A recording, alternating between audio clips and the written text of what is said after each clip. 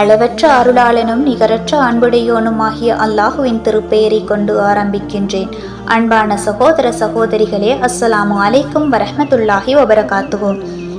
இஸ்லாமியர்களை மட்டும் ஏன் உலகமே இவ்வளவு எதிர்க்கிறது? தயவு செய்து சிறிது நேரம் செலவிடுங்கள். ஆச்சரியமான ஒரு கட்டுரை இது. உலகில் ஆண்டுக்கு 321 பில்லியன் டாலர் மதிப்பிலான போதைப்பொருள் வர்த்தகம் நடைபெறுகின்றது. உலகில் மது விற்பனை ஆண்டுக்கு 1600 பில்லியன் டாலர்கள் நடைபெறுகின்றது. இந்த உலகில் ஆண்டுக்கு சுமார் 100 பில்லியன் டாலர் அளவிலான ஆயுத வர்த்தகம் நடைபெறுகின்றது. விபச்சார வணிகம் இந்த உலகில் ஆண்டுக்கு சுமார் 400 பில்லியன் டாலர் மதிப்புடையது. சூதாட்ட வணிகம் இந்த உலகில் ஆண்டுக்கு சுமார் 110 பில்லியன் டாலர்கள் மதிப்புடையது. தங்க வணிகம் இந்த உலகில் ஆண்டுக்கு 100 பில்லியன் டாலர் மதிப்புடையது. கம்ப்யூட்டர் கேம் வணிகமானது உலகில் ஆண்டுக்கு 54 பில்லியன் டாலர் மதிப்புடையது. ஒவ்வொரு ஆண்டும் மொத்தம் 2380 பில்லியன் டாலர் வணிகத்துக்கு எதிராக இஸ்லாம் நிற்கின்றது. மது, போதை, விபச்சாரம், சூதாட்டம் இவை அனைத்தும் இஸ்லாத்தில் அனுமதியில்லை, தடை செய்யப்பட்டுள்ள செயல்களாகும். 1 பில்லியன் டாலர் என்றாலே 7000 கோடி ரூபாய்.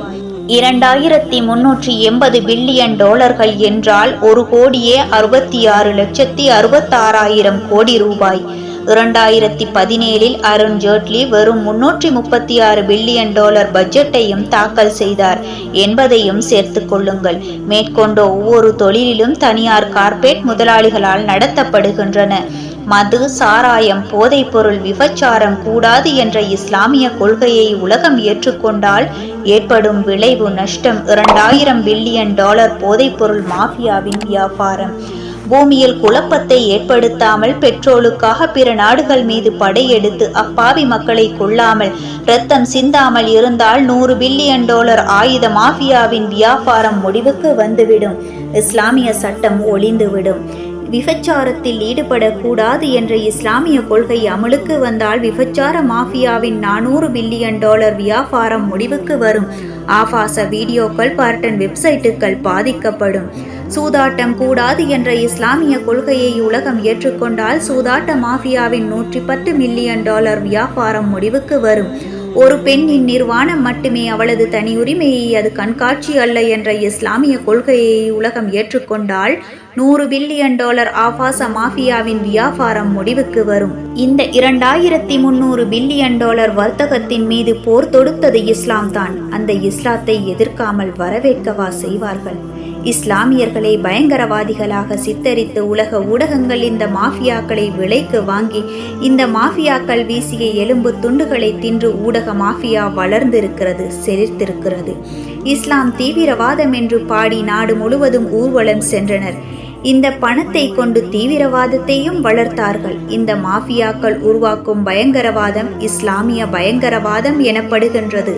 இஸ்லாம் தீவிரவாதம் என்று அனைவரும் ஒரே குரலில் சொன்னார்கள். அதற்காக இந்த பில்லியன் டாலர்களை கொண்டு அவர்களில் சிலர் முஸ்லிம்களை விலைக்கு வாங்கினார்கள்.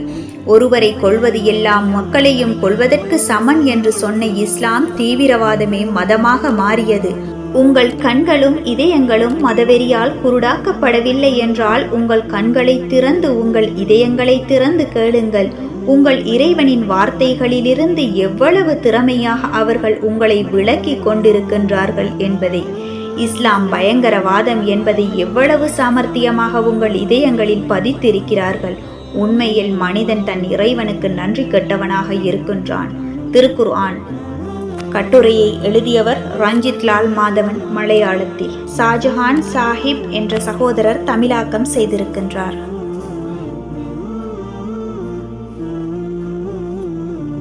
இதே போல நல்ல பல இஸ்லாமிய தகவல்களை அறிந்து பயன் பெறுவதற்கு எமது சேனலை சப்ஸ்கிரைப் செய்து தொடர்ந்தும் எம்மோடு இணைந்திருங்கள். வஸ்ஸலாம் சகோதர சகோதரிகளே.